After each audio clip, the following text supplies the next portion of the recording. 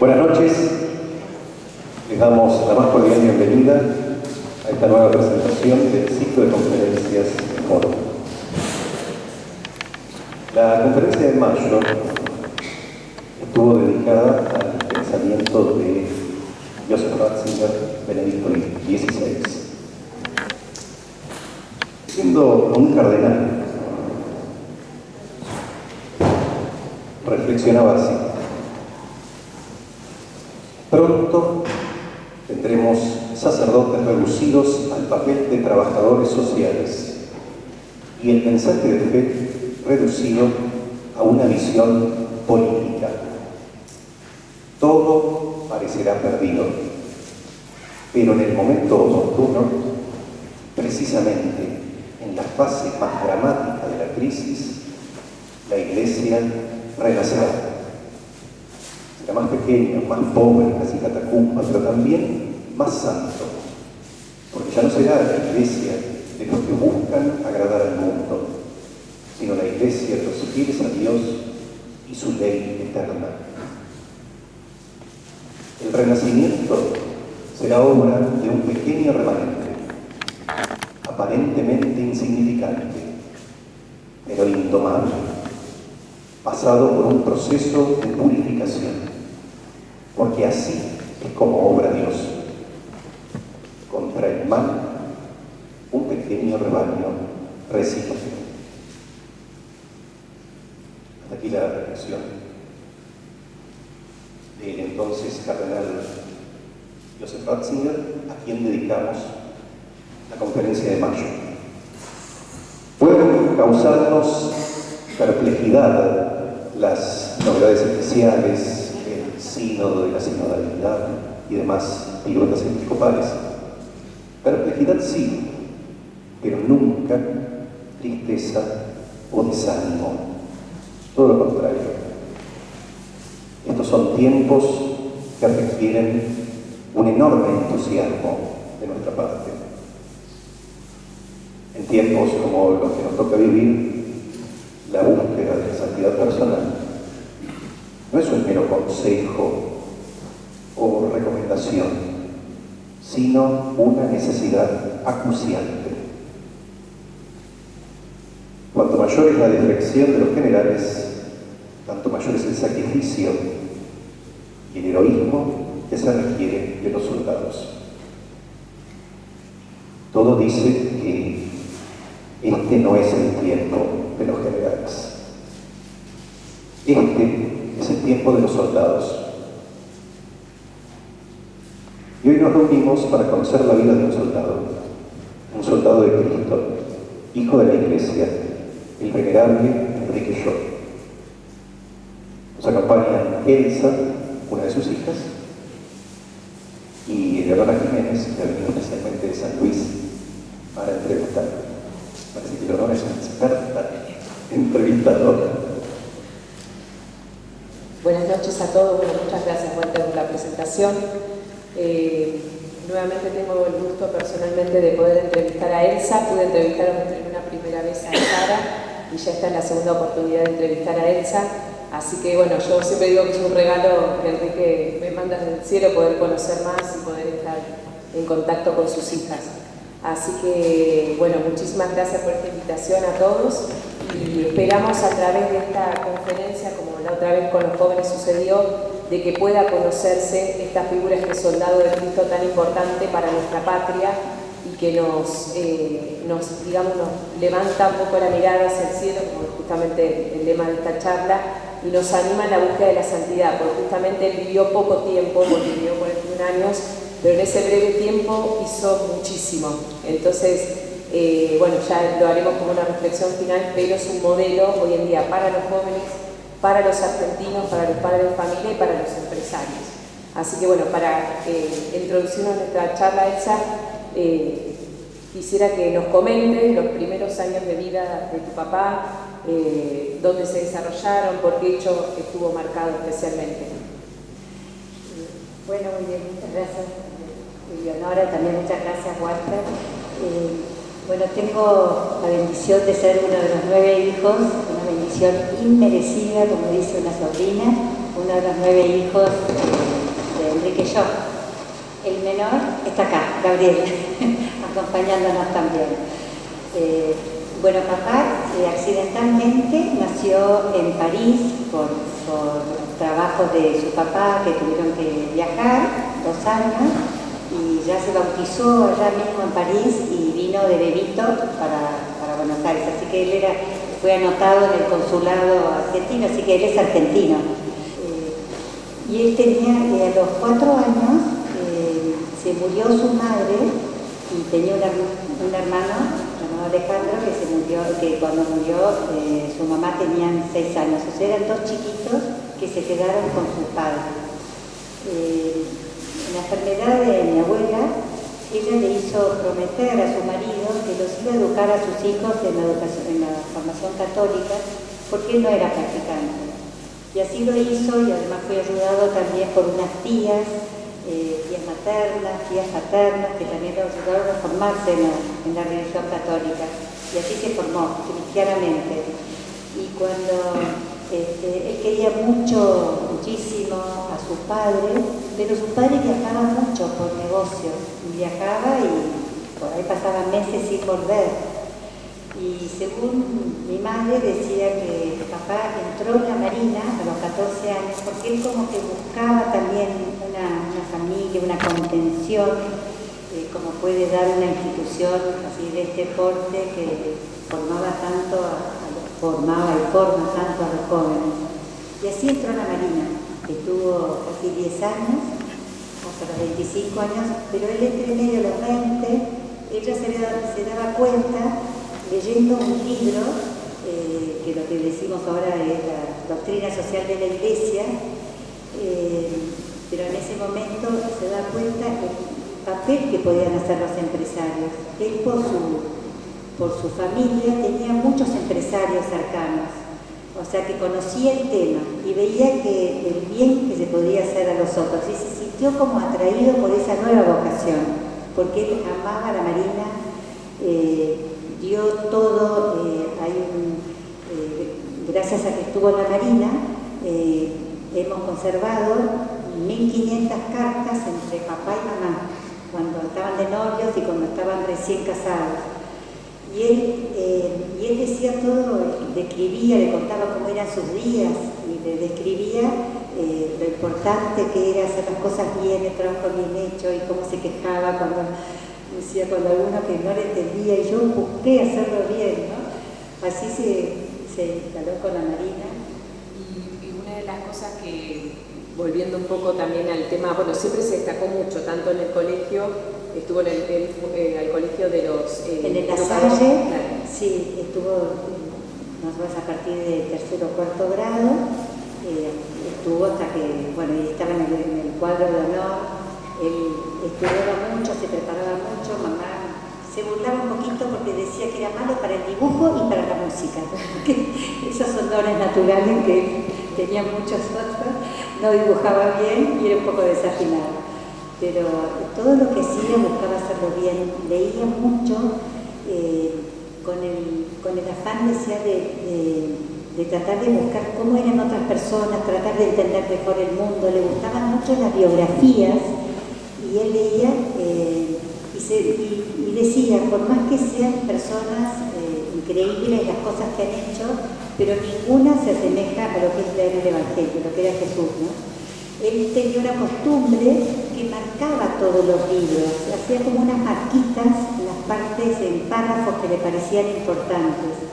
El único libro que no tocaba era el Evangelio o la Biblia, ¿no? Tenía que ser todo, era todo importante.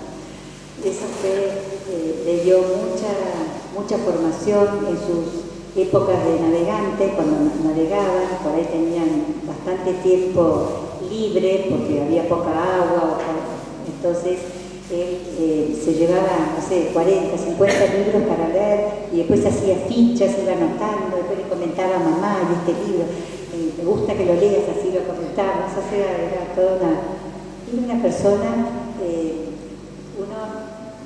con todas las cosas que he leído, que he escuchado, tanta gente que lo ha conocido y que gracias a Dios dio su testimonio, es una persona ávida de saber Pero ese saber no para guardárselo a él, sino que para con eso poder hacer mejor el mundo, mejor las personas que estaban alrededor, comprender mejor.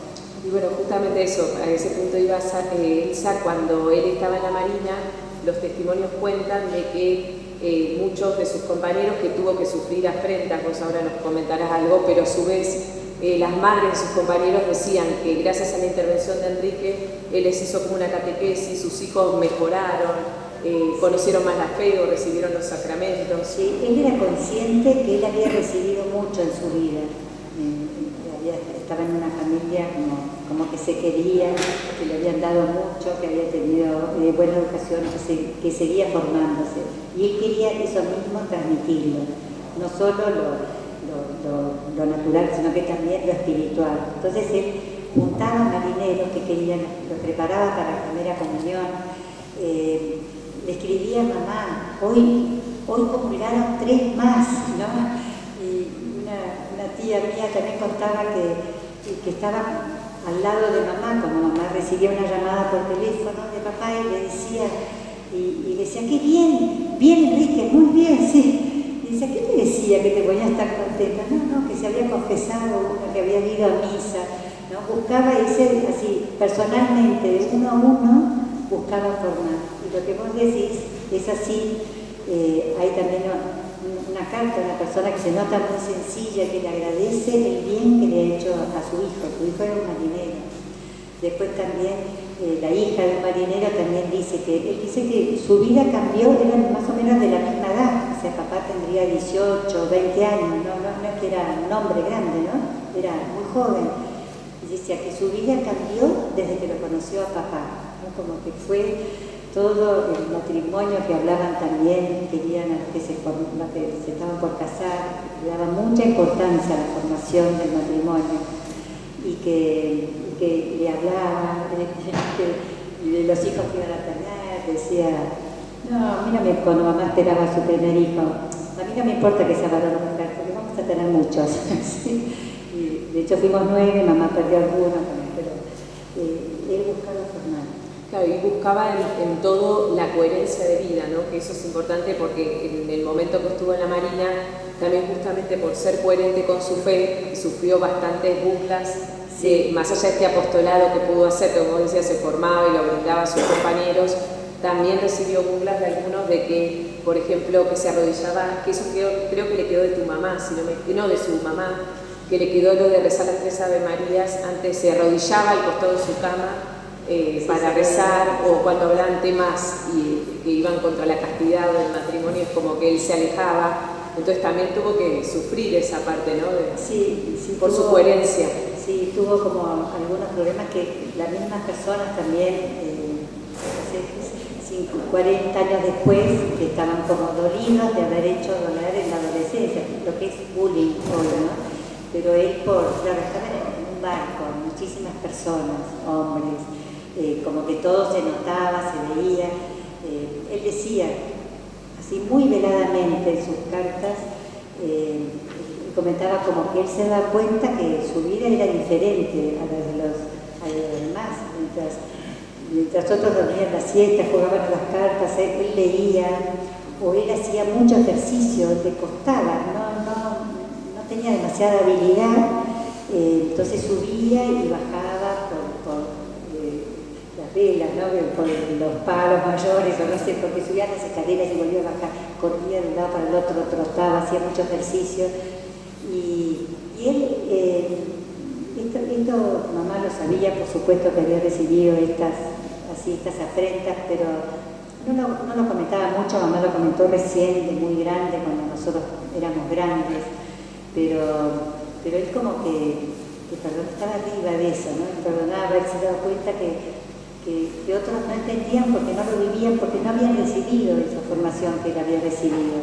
Pero entonces estaba siempre buscando dar a los demás toda esa inmensidad que había recibido, esa fe tan grande que a los 20 años, él estando en Mar del Plata, en un club, él leyó, sacando un libro de la biblioteca, entonces dice que como que se dio cuenta que él tenía que ser santo, que tenía que cambiar, que no podía ser una persona vulgar, que tenía que ser con todo lo que tenía, y se empezó a poner metas. Entonces hay unos apuntes que se llaman peldaños del amor de Dios que él escribió. Entonces decía rezar el rosario, pero con atención, y tratar de ir a misa todos los días, que muchas veces no lo lograba cuando estaba embarcado, pero todo leer el Evangelio, pero pensando en lo que leo, no las cosas así nomás, sino que hacerlas a fondo. Sí. Y bueno, muchos de hecho lo reconocieron en la Marina cuando él renunció. Tuvo que esperar un poco por motivos estratégicos, pero dice que 5 almirantes fueron a ver a su papá a decirle que lo convenza que no se vaya a la Marina, porque se daban cuenta que era una persona diferente, una persona especial. Quizás ellos mismos habían tenido encontronazos con papá, pero veían que sumaba todo. Y voy a decir que él también se alejaba a veces de las conversaciones, pero él a veces se escribía a mamá. Él provocaba conversaciones porque quería sacar temas que los tenía claros, ¿no? Disfrutaba, le gustaba escuchar buena música, le gustaba bailar con mamá, después cuando estaban de novios, después de casados también. ¿Cómo se conocieron tus padres, Elsa? Se conocieron en una conferencia que un tío de mamá daba, ahí se conocieron, los presentó una tía abuela y después se dejaron de ver. Y después pasó el tiempo, claro, con esto de la Marina, papá que se iba, volvía 15 días, pasaban 2 meses, no volvía, pero bueno, se encontraron, se volvieron a encontrar. Y papá tenía escritos también, ¿no? Que decía, bueno, entre todas, comentaba un poco de las chicas, o sea, iba viendo, iba buscando, era muy racional, ¿no? Iba mirando y decía, pero hay una que sobresale. Ya estaba ahí por su belleza, por su inteligencia, por su capacidad de conocer las cosas. Y fue impresionante con las cartas. Vemos que como que se pusieron de novios y ya estaban hablando del casamiento. Hablaban de los pancracios. Pancracio era el nombre que le daban a los hijos que iban a tener. Entonces hablaban los pancracios.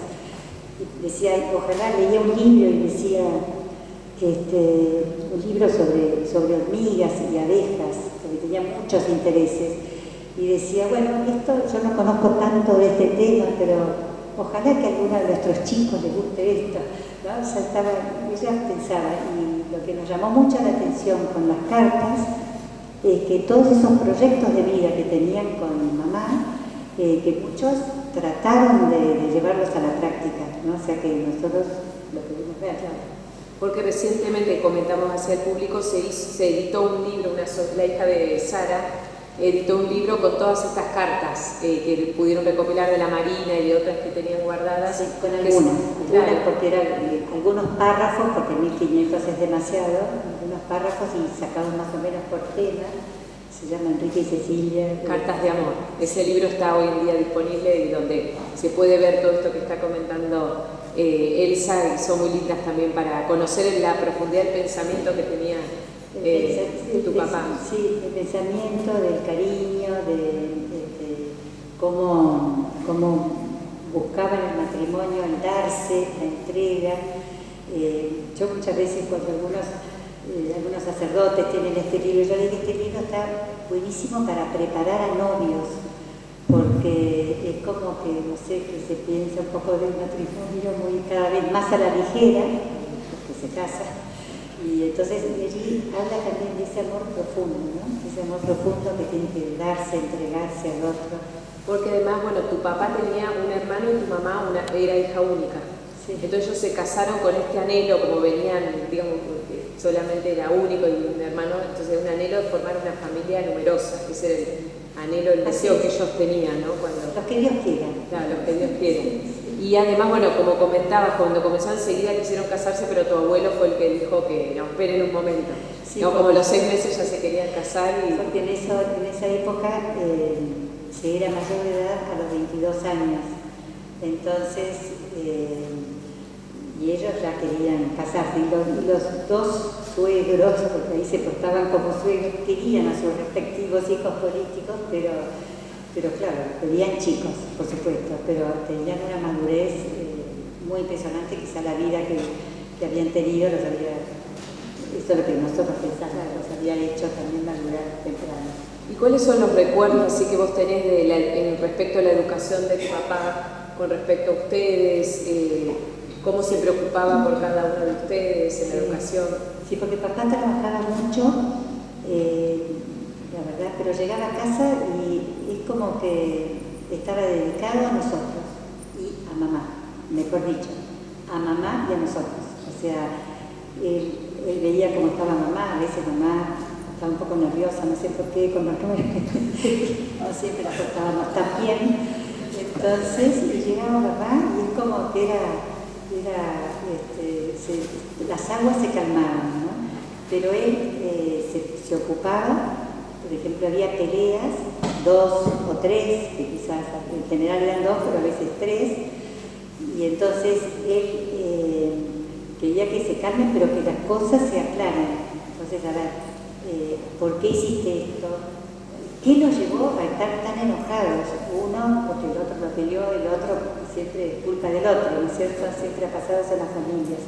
Pero él buscaba una paz basada en la verdad, en la razón, no, acá no pasó nada. Y se preocupaba mucho y miraba mucho y nos corregía.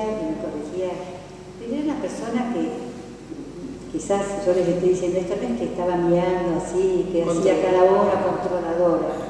Nos daba mucha libertad, pero yo me acuerdo que a mí me preguntaba una vez una cosa y yo medio quería zafar, ¿no? No le contestaba medio por aquí, por allá, y se ve que no le cerraba, me volvía a preguntar.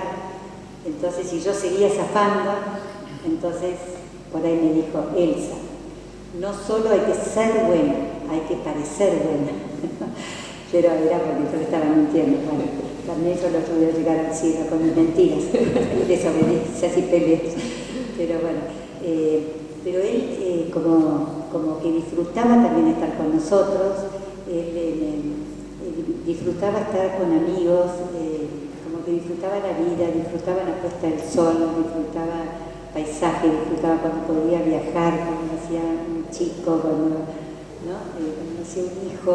Era una persona que estaba contento en la vida, y uno sabe, yo lo supe de grande, por supuesto, la cantidad de problemas que tenía la fábrica, pero estaba pendiente de mamá, cómo la quería a mamá, cómo la cuidaba, cómo, o sea, él vivía eso de la entrega en el matrimonio, estaba pendiente de ella, que no tuviera frío, que tuviera una silla, que estaba cansada, pobre Cecilia, que se sentía mal en los embarazos. Viajaba, porque a veces tenía que viajar por negocios, muchas veces viajaba con mamá, muchas veces viajaba solo, y cuando nos escribía decía: ¿le ayudaste a mamá? Ayudarla a mamá, es una cosa pendiente, ayudarla con los chicos, con las hermanitas, ¿no? Yo soy la cuarta, mis hermanos menores, pendiente que hiciéramos servicios en casa, entre todos, que no nos sintiéramos personas que estuviéramos servidos, ¿no? Eso estaba en la educación, no sé, hasta cómo pasar las hojas de los libros, era como que era cuidadoso, pero todo lo decía así, sin pontificar, sin estar desde ahí arriba diciendo: acá se hacen las cosas como yo digo. No, nos explicaba por qué convenía esto, este hermano está enfermo, hay que cuidar, estén especialmente atentos, jugar con ella, jugar con él, ¿no? O sea, pendientes de nosotros, que seamos personas formadas, que no seamos personas malcriadas, que no seamos personas que miremos de arriba a otros, que estuviéramos muy preocupados también con los problemas sociales, nos hacía ver cuando pasábamos por villas, no es que fuéramos con ellos, con él a villas, pero nos hablaba mucho de temas de las personas tan necesitadas, y para que nosotros no estuviéramos creciendo en una burbuja. En nuestra casa no había lujo, pero sí teníamos todo lo necesario. necesario. Papá trabajaba y trabajaba mucho y trabajaba bien. Teníamos las cosas necesarias como para que una familia numerosa esté tranquilo y bien, pero no quería nada que no fuera de más. Mamá también le había regalado sus suegros cuando se casaron unos aros y pulseros, collares muy importantes, y papá le pedía que no se los ponga porque le parecía que era, no es que tenga que ser eso, pero parecía que era mucho, le parecía que teníamos que ser austeros, vivir. Él era austero y teníamos lo necesario, vivíamos cómodamente, teníamos una casa para ir los fines de semana, un lindo apartamento, una casa en la playa, o sea, teníamos donde veranear, pero quería que fuéramos así normales. Las marcas de zapatos en esa época no eran zapatillas o marcas de lápices, que yo siempre miraba que habían otros que tenían en mi clase. Nunca tuvimos de eso, no necesitábamos, la verdad, pero bueno, como que no creáramos necesidades. El auto me lo hizo notar ya de muy grande. Tuvimos después 2 autos, pero ese auto era un auto muy común, que papá podría haber tenido un auto mejor siendo director de esa empresa tan grande y de otras empresas, ¿no? Bueno, así nos... Sin embargo, tenían una rastrojera, me habías comentado. Sí, una estancilla que amuchados que habíamos todos. Tenía una parte de atrás que era la carrera, que iría Gabriel. Pero sí. ¿Y cómo se vivía la fe, digamos, en familia, al tener tantos chicos y todos cómo trataban tus papás, o especialmente, bueno, sí, los dos, de inculcarles la fe a ustedes? Sí, él vivía de una manera natural su fe, pero en un momento dado se hicieron unos arreglos en casa, teníamos grandes bibliotecas y en el lugar importante del living teníamos un cuadro de la Virgen.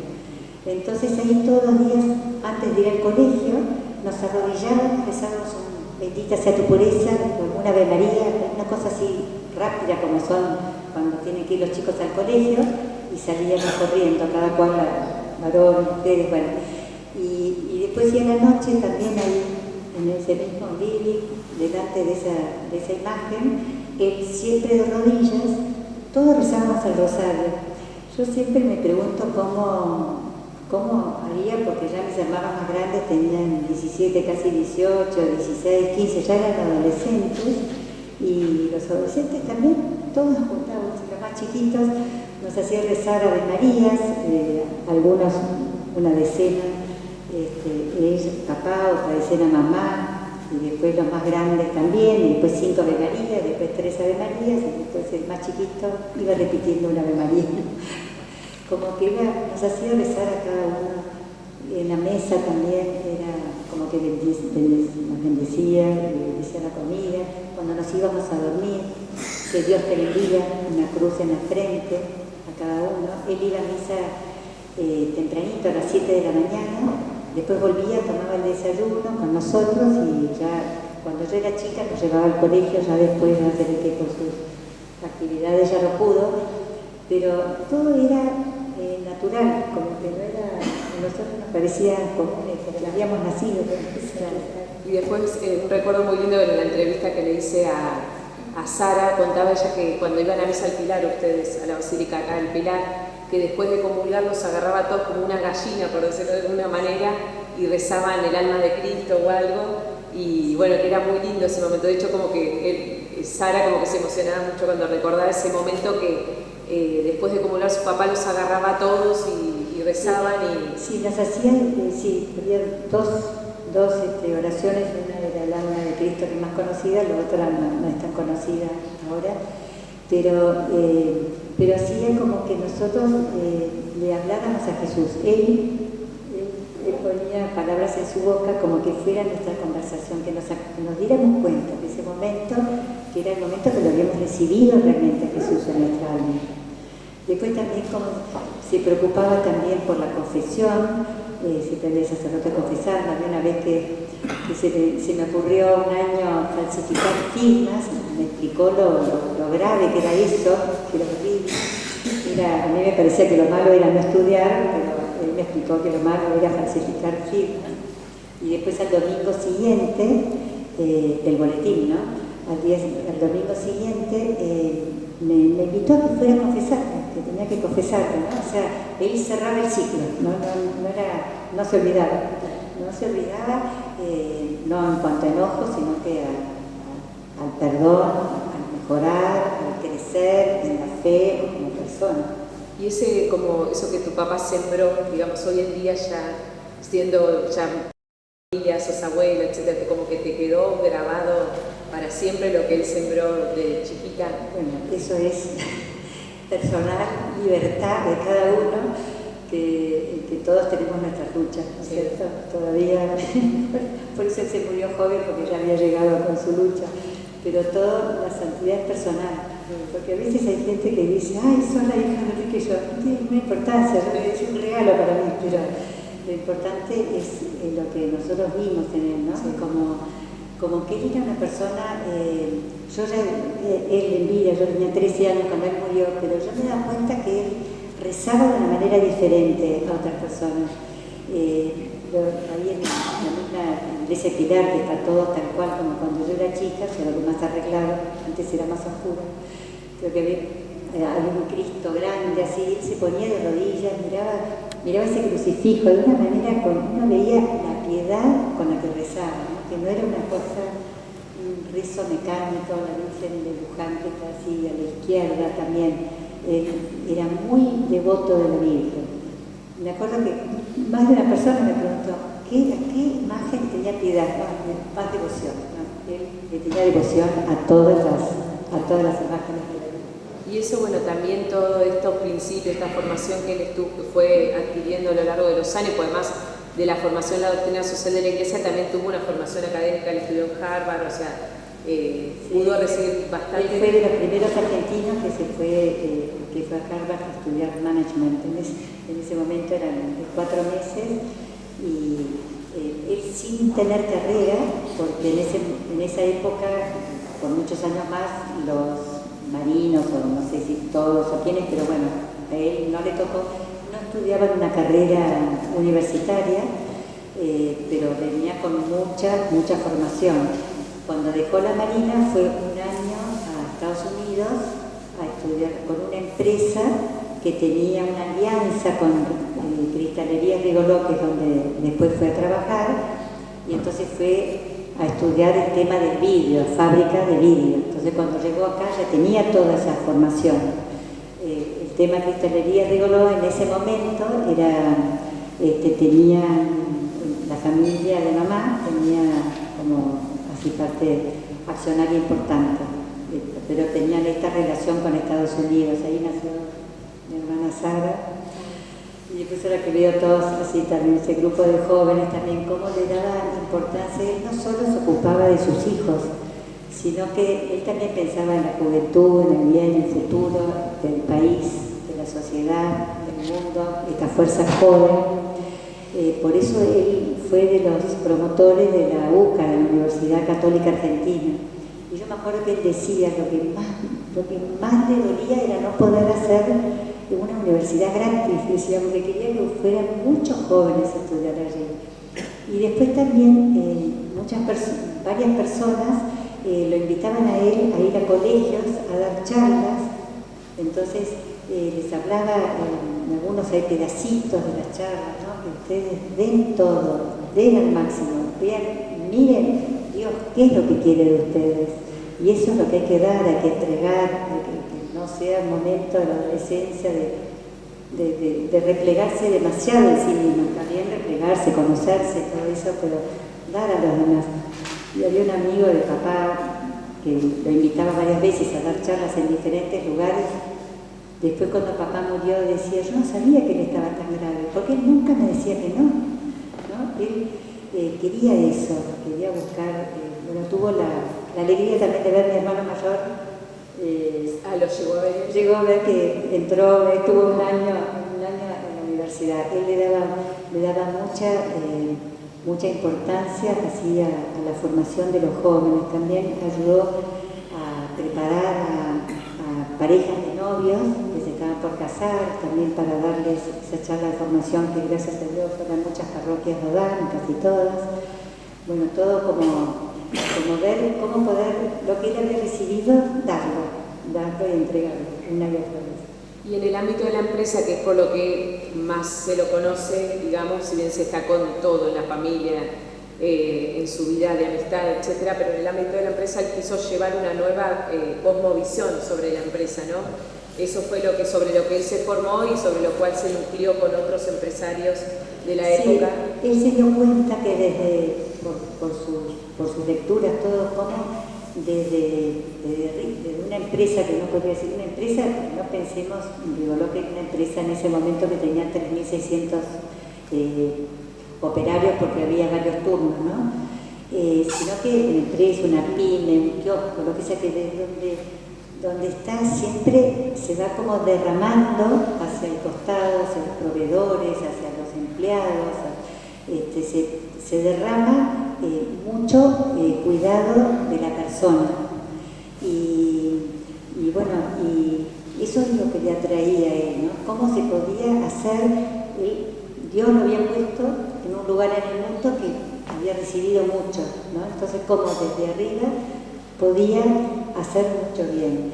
Y eso fue también esas cosas que le atrajo tanto, ¿no? Que dejó la Marina, a la que quiso mucho y le agradeció siempre nos hablaba, ponía ejemplos de la Marina, pero se dio cuenta que él podía estar más en la empresa. También tenía otro tema, que había una carta de mi abuelo materno que le escribía: pobre Cecilita, ella era hija única, pobre Cecilita, siempre estuvo sola y ahora está casada y sigue sola.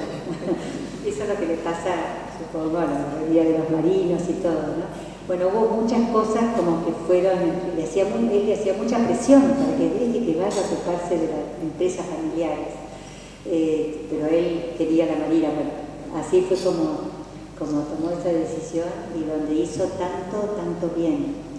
Estaba en un puesto que ahora en ese momento se llamaba director delegado, pero no sé, nos dijeron que sería como gerente general.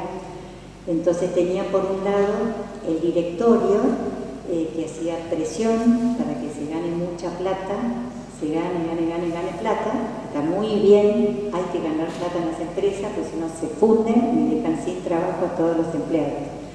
Pero por otro lado tenía a los empleados y él estaba cercano a ellos, veía en muchos las necesidades suyas y él veía que de la empresa se podía ayudar, dar un poco más. Entonces tenía esos tironeos y él en algún lugar escribía: el empresario es una persona muy sola porque él solo tiene que tomar decisiones y asumir las consecuencias, ¿no? Entonces era una empresa, esta Rigoló, sobre todo donde hizo su mayor obra, que ya tenía mucha ayuda social, pero papá la impulsó, o sea, ya tenía como 100 años como en fábrica, lo impulsó, empujó, ayudó, buscaba que los empleados no tuvieran que irse, porque el vidrio se consumía mucho en verano, todas las bebidas estaban en botellas de vidrio, y después el invierno bajaba muchísimo, tenían que bajar la producción, entonces se tomaba de modo transitorio con muchos empleados. Entonces él buscaba a ver de qué manera, a ver cómo podían seguir trabajando, que tuvieran que levantar esta tapia, pintar el techo, cambiar esto, buscar, para tratar de estirar lo más posible ese relevo del invierno.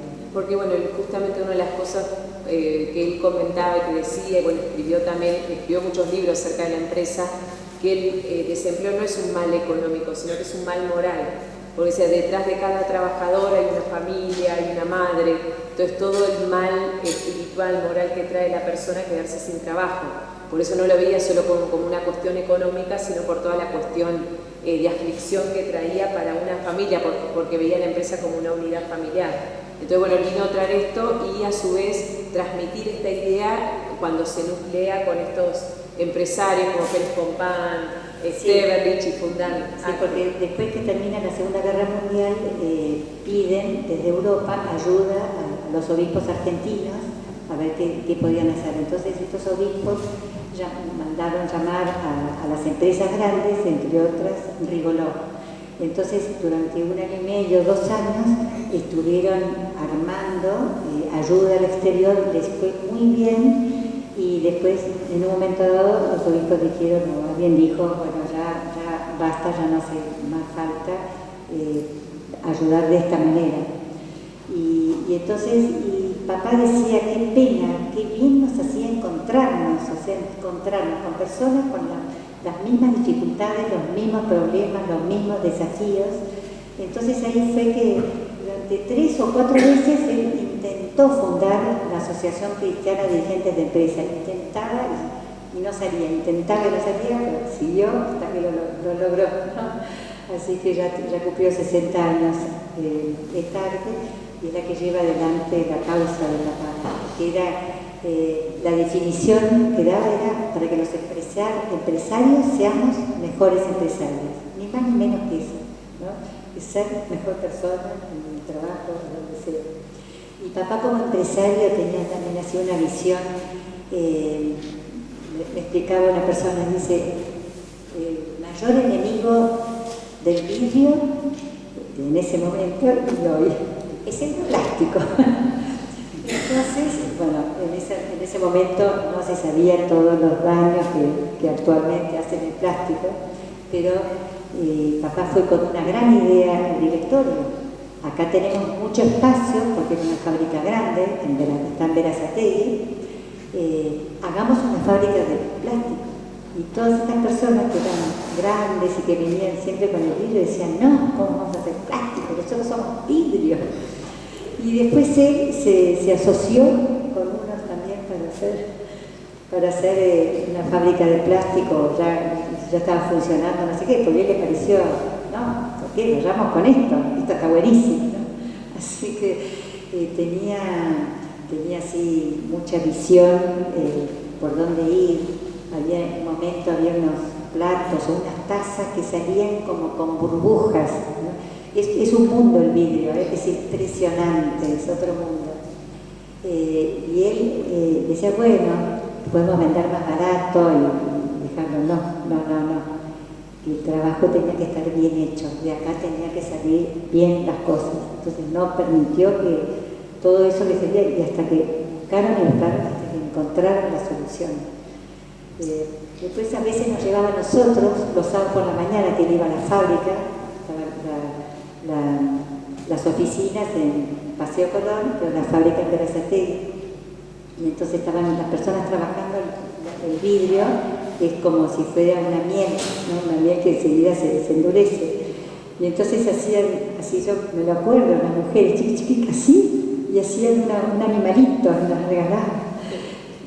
Y bueno, nosotros felices, pero papá lo vio y dijo, no tiene que interrumpir a la gente su trabajo, ¿no? Como que cada uno, él fomentó mucho, impulsó, Rigo Visor se llamaba como, que había artistas dentro de todas esas personas, artistas que les atraía hacer obras de arte con vídeo, así que los impulsó, algunos los empujó a que en esa época, en 1960, que pudieran exponer en Europa, que pudieran exponer en algún museo, para darles su importancia, ¿no? Todavía están en museos algunas de esas obras.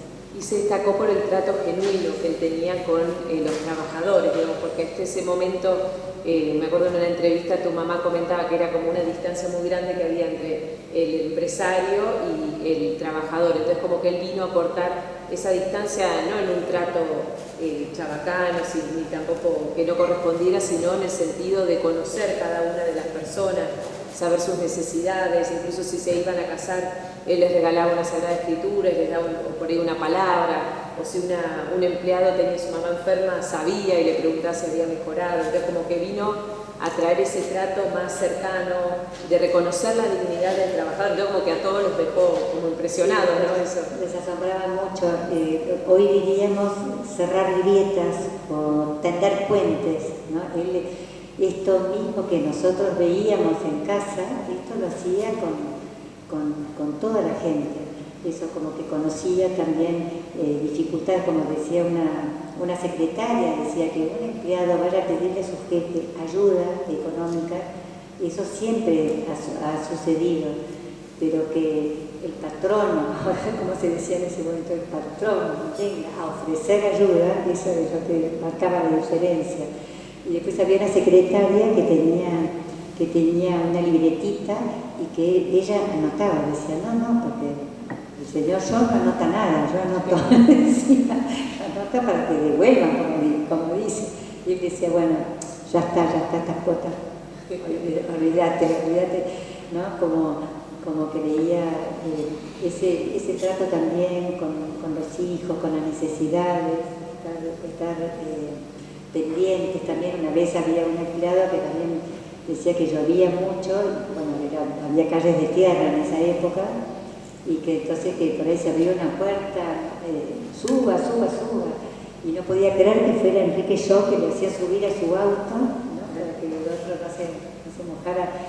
Eso también, un hermano mío recuerda que como papá era muy cuidadoso, decía, cuando había personas y había charcos, o qué sé yo, de pasar despacito para no salpicar. Si alguna persona no caminaba bien, decía, no lo pases rápido, demostrándole que el otro se da cuenta que eres menos porque camina peor. Pasalo caminando despacio. Bueno, estaba en esos detalles que, no sé, de todo, desde cerca de casa hasta, bueno, la Recoleta, la hora del Pilar, y muchas veces veíamos pasar coches fúnebres y nos hacía rezar por esa persona que se había muerto recientemente, o veíamos accidentes en la ruta, rezábamos también por esas personas, pero todo así, de una manera natural, ¿no? Como el rosario, ahora vas a rezar el rosario. Yo creo que alguna vez me hacía medio la distraída, vamos, eso, no íbamos así obligados. Trataba y veía cómo tratábamos nosotros, teníamos ayuda en casa, que fuéramos respetuosos con personas que ayudaran, que colaboraran, que no nos dejáramos servir en todo. Incluso, bueno, respecto a la empresa llegó, digamos, ya que ahora nos vas a comentar lo de la última enfermedad, pero ya estando muy enfermo, llegó a viajar a Estados Unidos para pedir que unas personas que querían echar no lo hicieran, incluso que él estaba dispuesto, sabiendo que por ahí tu mamá se quedaba sola con todos los chicos, a renunciar con tal de que no echen a esas personas, ¿no? Digamos, algo heroico a nivel personal. Claro. Sí. Él veía claro que había ahí una equivocación, una injusticia importante, y entonces él habló con el médico y decía, no era del todo recomendable viajar, pero él veía claro que tenía que viajar, que no se podía permitir esa injusticia. Y él dijo, se hizo cargo sobre sus hombros que valía la pena que no los echen. Y poco tiempo después hubo un gran pedido importante de vidrio, y la gente estaba ahí, porque el tema era que los que se iban perdían este oficio que habían aprendido a lo largo de los años, y después era difícil conseguir otras personas, ¿no? Pero él vio claro, y después los Estados Unidos, la empresa de Estados Unidos lo felicitó porque se había hecho con la plata.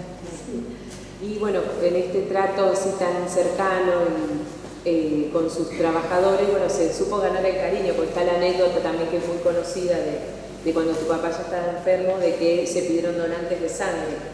Entonces, bueno, ahí en la empresa fueron cerca de 200 personas, dicen que fueron a donar sangre para Enrique Shaw, que después volvieron a trabajar, que vieron que cuando uno dona sangre puede no volver al trabajo, sino quedarse en su casa. Y bueno, y ahí él supo agradecer, desde cuando uno hace un dibujo, hace algo, como que queda el agradecimiento impreso en el papel o en lo que uno da a la persona. Dice, él les dirigió unas palabras a sus trabajadores, dijo, yo soy feliz porque corre en mis venas sangre obrera, porque él en realidad siempre había querido ser obrero. Pero bueno, por el consejo de un director espiritual le dijo, vos no tenés cara de obrero, no hablás como un obrero, no tenés las características de un obrero, vos tenés que santificar la clase empresaria. Pero bueno, él es como que cuando ya estaba por irse, digamos, tuvo esa alegría que Dios le regaló de que poder estar cercano a los obreros, que corra esa sangre obrera. No, y sus últimas palabras también fueron dirigidas, o sea, él ya estaba ya como los ojos cerrados, y qué sé yo eso no lo viví, pero lo contaba mamá, y como que él era como que les hablaba a los empleados de la fábrica, ¿no? Te los tenía tan adentro del corazón, o sea, se ve que había pensado siempre tanto en ellos, había rezado tanto por ellos, que sus últimos momentos todavía los tenía ahí. Pero eso es muy lindo lo que vos dijiste, como en un momento dado, la última vez que fue a la fábrica, entonces le dijo, sí, que corre sangre obrera, que es lo que él había querido empezar desde abajo, no por tener contactos, diríamos hoy, él podía empezar de arriba, sino que quería empezar bien de abajo y creciendo, ¿no? Pero bueno, lo hizo así muy bien ahí en la fábrica. Había también un empleado que siguió trabajando, había cambiado 2 o 3 veces de mano, ahora se habrá jubilado ya, y él decía, no, nosotros decíamos cuando se enfermó, le íbamos a dar sangre, porque queríamos que viviera, que siguiera viviendo esta persona, porque en verdad 41 años es muy joven. Decía, pero no, es que otro decía, no, es que lo bueno dura poco. Es como que ya estaba, ya había hecho, ya estaba. Incluso tu abuelo, que bueno, que como vos comentaste no era practicante, digamos, si bien gracias a Dios murió, al menos el último tiempo de vida de tu papá confesó y comulgó, pero digamos, tu abuelo quiso llevarlo a Lourdes, ¿no? Para ver si se producía el milagro de que él sanara. Sí, era bastante milagro que mi abuelo quisiera que su hijo fuera a Lourdes, pero una hermana de él, de mi abuelo, le dijo, mirá que en Lourdes suceden muchos milagros. Y entonces papá fue allá, no sé cómo hacen con los enfermos, que los meten en esa agua milagrosa que salió, pero bueno, papá no se curó, pero él fue pidiendo por la salud espiritual de su padre, que lo quería muchísimo, y bueno, nada, tuvo también esa alegría de ver que su padre también estaba en paz, y él volvió, y bueno, se ve que ya Dios ya tenía contados sus días, y falleció el mismo día que su madre, que él nunca se olvidaba de su madre. Cada 27 de agosto, él cuando escribía diarios decía, hoy mamita te recuerdo, mamá, estás conmigo, no sé, como que su madre dijo, bueno, basta de sufrir, ¿no? Sí. Y Elsa, para terminar, y después bueno, vamos a tener un momento de preguntas, pero ¿qué es especialmente hoy en día para esta realidad que nos toca vivir a los argentinos, a los católicos? ¿Qué pensás que es lo que nos deja tu papá como legado a cada uno de nosotros, a los padres de familia, al profesional, al empresario? ¿Qué es lo que él nos diría, digamos, como para transmitirnos esa esperanza y esa fe que él tuvo? Bueno, esto que vos también dijiste, que papá era coherente, entonces ser coherentes entre lo que decimos y lo que hacemos, porque la verdad que palabras tenemos muchas en nuestra boca y las acciones nos cuestan, a todos nos cuestan. Entonces ser correctos, ser honestos, todas estas cosas es lo que papá enseñó, y por eso también la Iglesia le da esta importancia de por qué se estudian algunas personas sus vidas para que vayan a los altares. ¿Para gloria de arte? ¿Para gloria de la familia? No, es para que tengamos ese ejemplo de esa vida. Entonces, ver que una persona, un buen padre de familia, que se ha ocupado de sus hijos, que se lo ha visto siempre alegre, que su trabajo lo hacía con seriedad, lo hacía bien. Entonces él nos invitaría a todos, hagamos bien el trabajo, que nos toca a cada uno, y que parezca más despreciable para los ojos de las personas, o el que tenga un cargo de ministro, no sé, todos siguiendo el ejemplo de papá. Si todos hiciéramos bien nuestras cosas, nuestro país andaría mejor. El país no es que anda mal porque unos poquitos hacen 1000 barrabasadas, no. Somos muchos los que tenemos que seguir adelante, y también con este ejemplo del trabajo bien hecho, de la madre de familia que se ocupa de sus hijos, el padre que no está así de un lado, el empresario que hace brillo, que pone el tornillo, que lo ponga bien, el que hace los autos, el que hace, ¿no? Todas estas cosas, cada uno, pienso que él con su vida es el ejemplo que daría. Y después que demos a los demás, demos de lo que hemos recibido, no lo guardemos para nosotros. El Papa repite mucho que estamos en la cultura de la muerte, la cultura de la indiferencia, no nos importa lo que están al lado, y el Papa importaba los que estaban al lado, los que tocaba, lo que a él en vida les tocaba. Cuidaba mucho, no sé, lo que tenía lo prestaba, lo daba, ayudaba, ¿no? Vivía mirando hacia alrededor. Entonces pienso que ese es otro gran mensaje que el Papa dejó. Miremos al de al lado, de la puerta de al lado, como dice el Papa, veamos qué más podemos hacer, cómo podemos ayudar, con nuestra sonrisa en el ascensor, buen día, no sé. A veces hay gente que está mirando, o uno mismo, mirando para abajo, para no saludar, ¿no? Entonces, a ver cómo podemos irradiar esa alegría que Papá irradia. Muchísimas gracias, Elsa.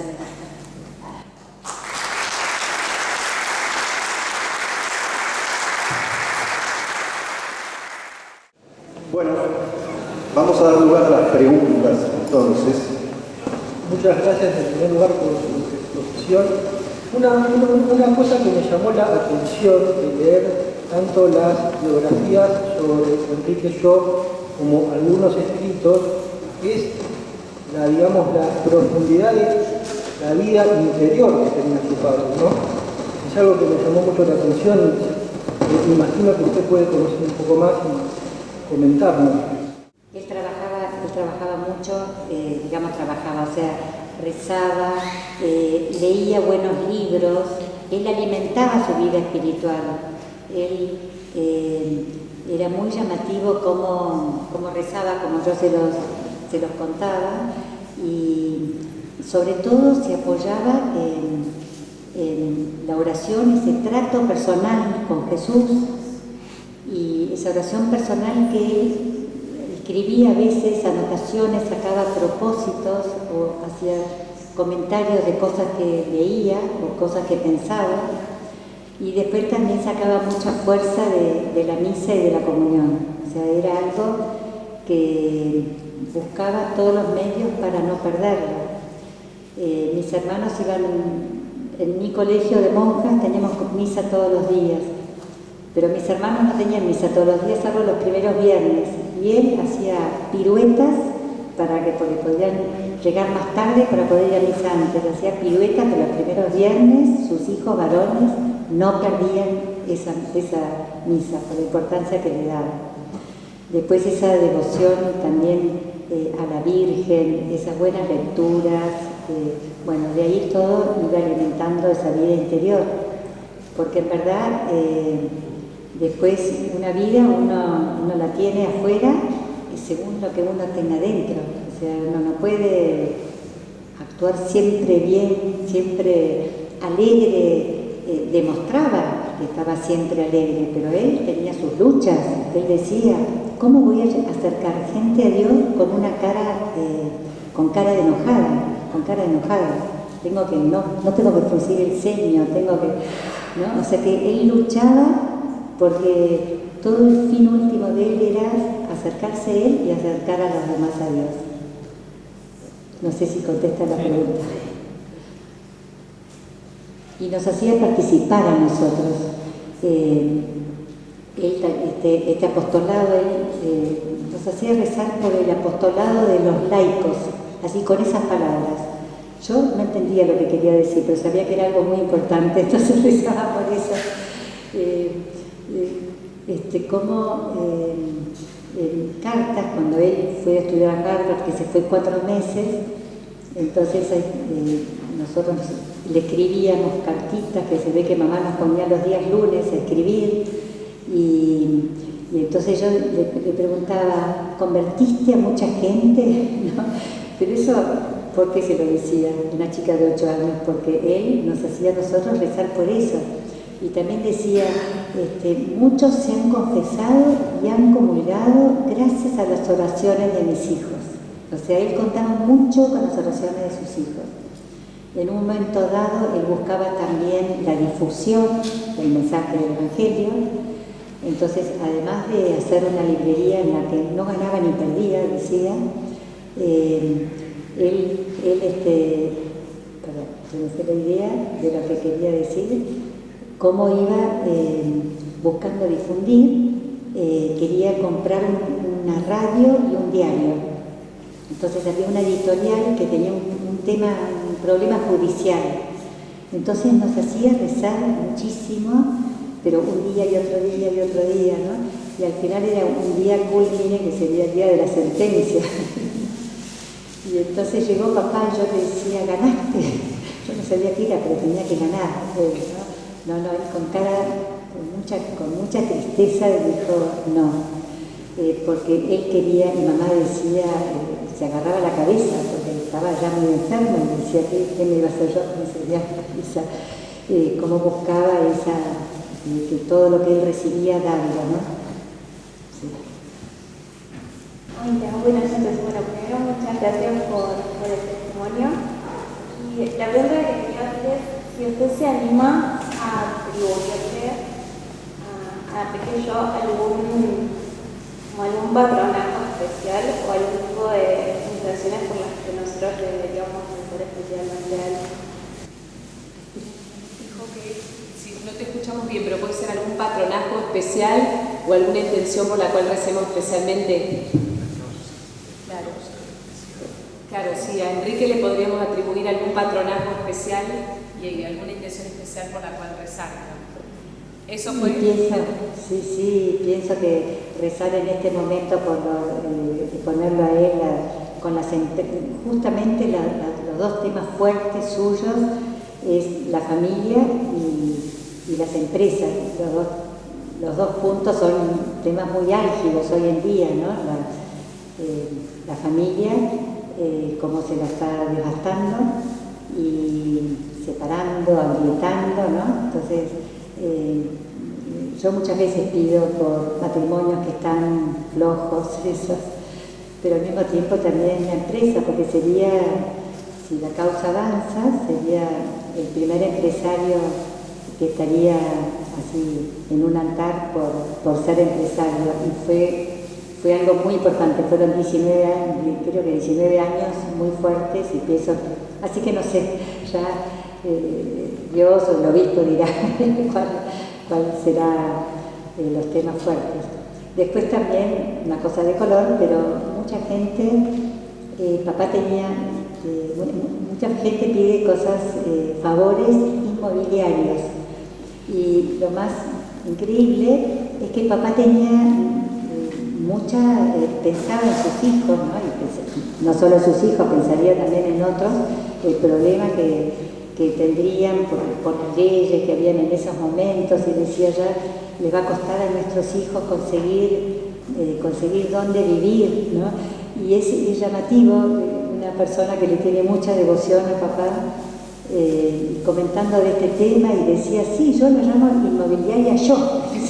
¿Le pediste a la inmobiliaria yo? No, Enrique, yo. Así que bueno, como que también los problemas que ayudan a solucionar los problemas de la familia, como es tanto una vivienda, o porque es chica, o porque es grande, o porque no accede, ¿no? Así que también los animo mucho con esta estampa que nos va a repartir Walter, a pedir muchos favores y poner muchos likes en Instagram y en Facebook, Enrique Yo Oficial. Hay otros Enrique Yo, pero Enrique Yo Oficial, pónganle like. Así más gente lo conoce, más gente le pide, más gente conoce las bondades de los favores y de su vida. No sé. Así que no sé qué te parecerá a vos. Les va a llorar.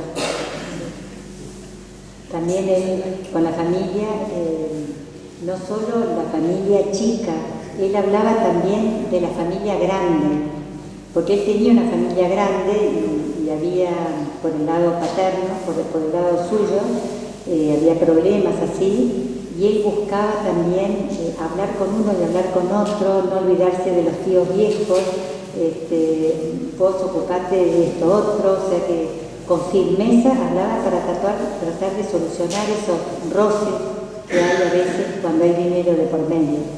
Él sufrió mucho con eso, muchos sufrieron así, y él buscaba siempre eso, defender cuentas. Bueno, muchas gracias. Le quería consultar acerca de la causa, a ver si se había dejado acá o qué tiene que pasar para que avance. Sí, hace ya muchos meses que no sabemos de ningún avance, pero bueno, eso es como en este momento, no, ya hace los últimos años está todo en Roma, se hace todo allá y nosotros por lo menos no sabemos, se está estudiando un presunto milagro que acá fue aprobado por médicos como sin explicación médica, esa curación. Entonces se llevó a Roma, en Roma se traduce, yo sé que ya está traducido y después no sé si ya lo han visto médicos de esa especialidad allá, romanos. Así que por ahora estamos esperando y rezando para que sea lo mejor, ¿no? Para que sea para gloria de Dios y para bien de muchas personas esta causa. Que para eso se trabajó mucho, mucha gente calladamente o hablando como en este caso hoy. Así que supongo que como cuando fue elegido venerable, de golpe nos avisaron, va a ser venerable. Uno no sabe qué es lo que sucede allá, se van sucediendo pasos, como una escalera. Es un juicio y encima el juicio de la iglesia, o sea que cuidan mucho para tratar de no equivocarse.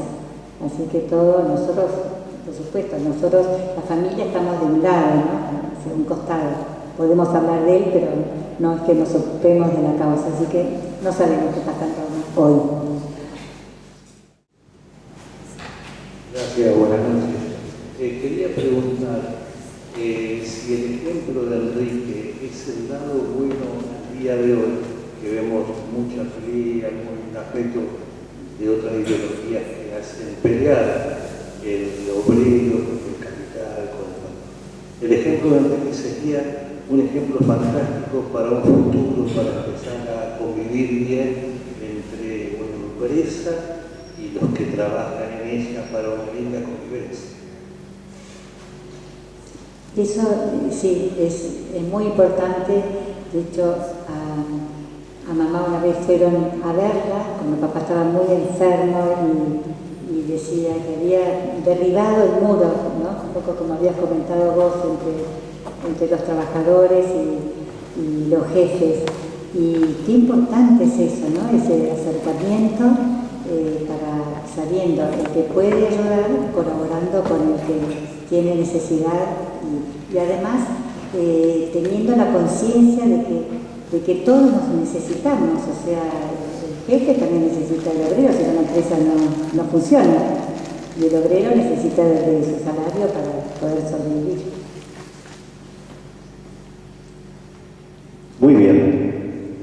Agradecemos mucho a Elsa por habernos acompañado, también a Eleonora, que ha venido especialmente desde San Luis para hacer esta entrevista, es entrevistadora especializada en Enrique Yo.